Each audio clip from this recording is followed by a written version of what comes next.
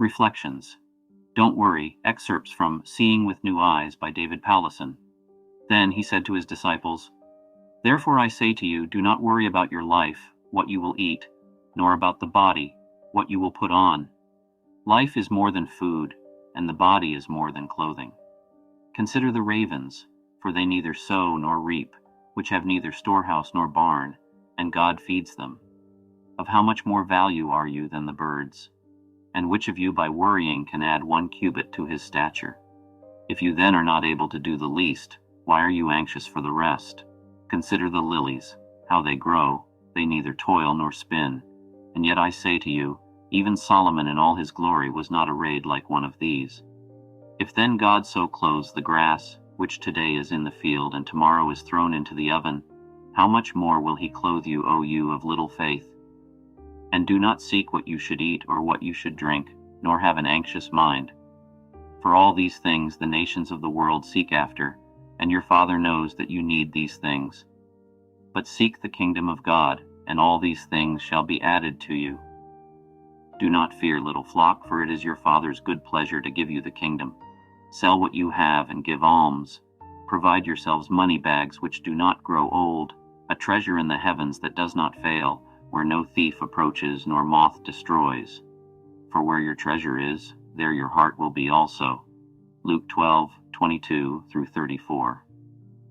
Jesus is talking to a huge crowd out in the open air, on a hillside overlooking the Sea of Galilee. The crowd is mostly simple people, dirt farmers, fishermen, and peasant women. Jesus has been talking to them about 2 things: who they're most afraid of, God or other people, and their attitude toward him. Somebody had just interrupted him. "Jesus, Master, tell my brother to give me half of the inheritance. I want my share. I want what's fair." Luke 12:13. Jesus cuts the man off and essentially says, "I'm not going to divide inheritances for you. I've got a different plan." But since the man's interruption has turned the conversation to money and possessions, Jesus turns to the crowd and says, "Look out for every form of greed. What you are is not what you own." Money is an issue that reveals a lot about what people most fear and about how they view Jesus. Jesus then tells a story about a man who had lots of money, 12:16-21. He lived a comfortable life and thought he had no worries. But God said to that man, "You fool, you're going to die tonight.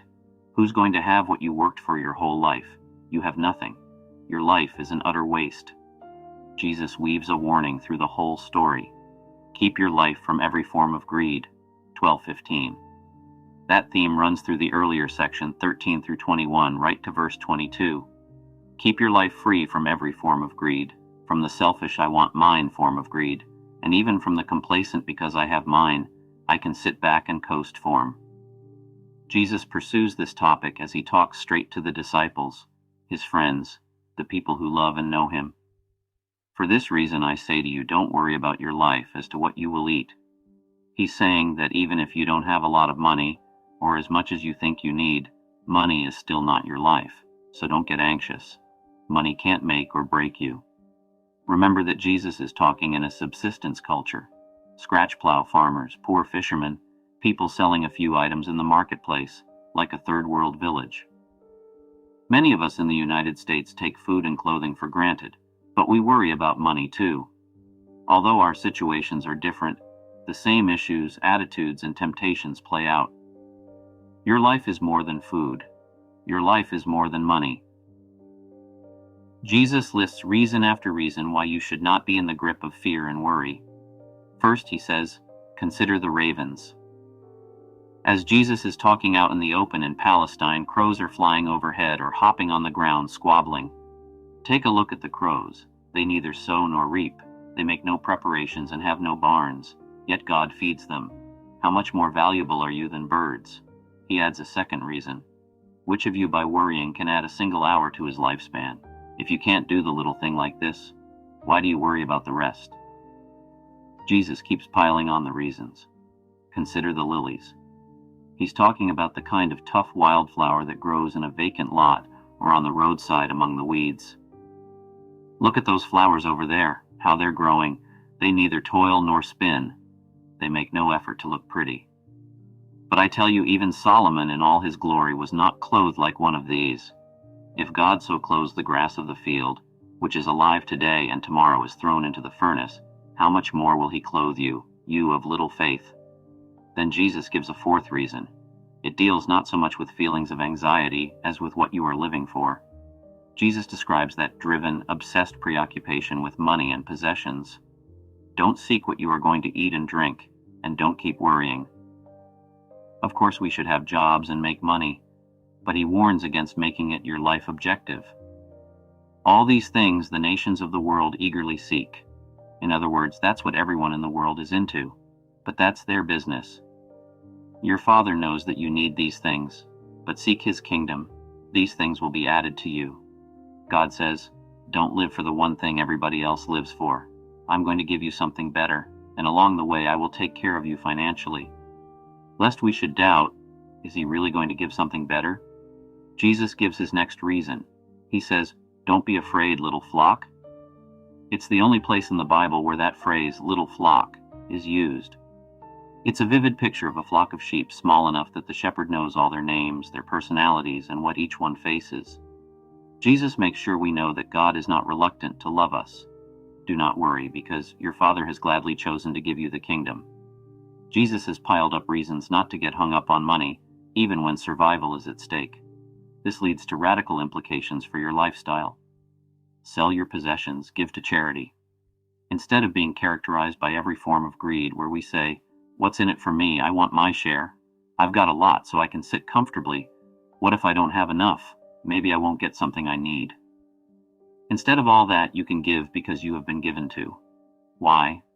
Because your Father who loves you gives you a life that you can give away and not lose. Make yourselves money belts that don't wear out. Store up that unfailing treasure in heaven where no thief comes and no moth destroys. Where your treasure is, your heart will be also. We need these strong and comforting words because we do have good reasons to worry. This passage shows us that we all worry about many things. We all get obsessed about the wrong things. One of the things that makes money such a powerful source of worry is its obsessive component. It's always there. It says goodnight and wakes you up in the middle of the night. It greets you in the morning with, "Hi, here I am. Think about me." Financial worries play with your mind, and all the other worries operate in exactly the same way. What you see in common with all of them is that they are uncertain. We ask, am I going to get that? Maybe, maybe not. If I have it, could I lose it? Maybe, maybe not. We worry about things that are inherently uncertain. You can never be sure. Money is a great example, but what other things plague you? What are the 1, 2, 6 dozen things that you tend to worry about? Do you find yourself dwelling on any of the following? Do I have any real friends? What if I don't make the team? What if I forget my lines in the play? What if someone else gets picked for that committee? Will I ever find a spouse? If I do find one, will he or she be faithful? Am I worth marrying? Will I be able to have kids? If I have kids, how will they turn out? What about my health? Some of my friends are dying of cancer. Is that going to be me? What if I get Alzheimer's and die, unable even to recognize the people I love? Worry rages about your health, your money, your relationships, and your achievements. Any of those things can hijack the controls of your mind. The fact is, you can't control any of them. There is every reason in the world to worry about them. So ask yourself, what do you worry about? But there's a second question to ask yourself. When all is said and done, why do you worry? Why do you fret about these things in the first place? Why do you get preoccupied or driven or have panic attacks or brood or whatever form your anxiety takes? The easy answer is to point your finger at what you're worrying about as if that explains it. I'm worried because I don't know if I'm going to get a job. I'm worried because I don't have enough saved for retirement. I'm worried because I have a family history of cancer. But Jesus doesn't allow that. He explains our worries not by pointing to how uncertain life is, but by pointing to something in us. Throughout this passage, he says, you worry because of you, not because of things. That's why he said, guard yourself from every form of greed. I want my share of what's fair was one form of greed. Covetous, greed will make you angry and manipulative. You'll even break in to interrupt Jesus when he's talking. I am set. I can kick back. I've got plenty. That was a different form of greed. Complacent, satisfied greed makes you care less about what really matters because it lulls you to sleep. In this passage, where Jesus is talking to his disciples about not being anxious, he goes after a third form of greed. What if I don't have enough? What if what I need isn't there? That's anxious greed. I want something I might not get, so I worry. Later in the passage, Jesus captures the same thing from a different angle. "O you of little faith." Little faith does not mean no faith. Rather, it's like a flashlight with drained batteries. It still makes light, but the light is flickering and uncertain. The faith is dying out. We lose the light of God because what we want and worry about is the only thing we see. Jesus helps us to spot things. Where do I go off? What makes me forget? Why do I fret? Why do I lose it? When faith is dying out, greed and worry come to life. The middle of the passage offers another reason why you worry. Which of you by worrying can add a single cubit to his lifespan, a single hour? If you can't even do a small thing, why are you worrying about the rest? Worriers act as if they might be able to control the uncontrollable. Central to worry is the illusion that we can control things. If only I could get my retirement right, I could control the future. If I could get my diet and medicine right, I wouldn't get cancer. If I could figure out the right child-rearing techniques, I could guarantee how my kids turn out. Worry assumes the possibility of control over the uncontrollable. The illusion of control lurks inside your anxiety. Anxiety and control are two sides of one coin. When we can't control something, we worry about it. Jesus' final comment offers one more reason why you worry. A worrier is storing treasure in the wrong place. If what you most value can be taken away or destroyed, then you set yourself up for anxiety. Whether it be money, health, a particular friendship, the dream of marriage, success in sports or business, or how your children turn out, you're building your house on sand. Even if you feel good or everything's going your way, you're building your house on sand. Your treasure is vulnerable, and whenever what is precious to you is threatened, you'll be gripped with fear. Where do you store your treasure? In iffy things or certainties. So why do you worry? What life objectives snuff out your awareness of God? What makes you want to control your world? Understand those things, and Jesus' alternative will become very, very precious to you. Proverbs 25:28 offers a good description of what happens with anxiety. Like a city that is broken into and without walls is a man who has no control over his spirit. How do you get a grip when barbarians are rioting in the streets of your mind? Fear and anxiety have taken over. Nothing is safe or certain. Anxiety is a universal human experience, and you need to approach it with a plan. A plan is not a formula. A football coach doesn't know a single thing that's going to happen after the opening whistle. He doesn't even know who's going to kick off until they flip a coin, but he's not unprepared. He goes in with a game plan, a basic orientation to the game ahead. Here are 6 things to use as a game plan when you start to worry and obsess. Number 1, name the pressures. You always worry about something. What things tend to hook you? What good reasons do you have for anxiety? The very act of naming it is often helpful.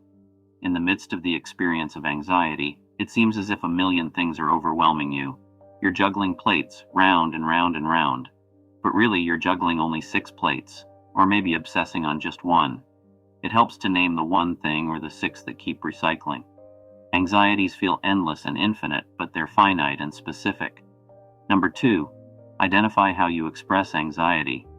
How does anxiety show up in your life? For some people, it's the feeling of panic clutching their throat or just a vague uneasiness. For others, it's repetitive, obsessive thoughts. Oh, now that's the 4th time I've repeated that scenario in my mind. For some people, the sing is anger. They get irritated, but when they work back, they realize, I was fearful and worried about something. For other people, worry shows up in their bodies, for example, a tension headache, or in the cheap remedies that sin manufactures to make us feel better, such as gobbling ice cream or an overpowering desire for a stiff drink. Identify the signs.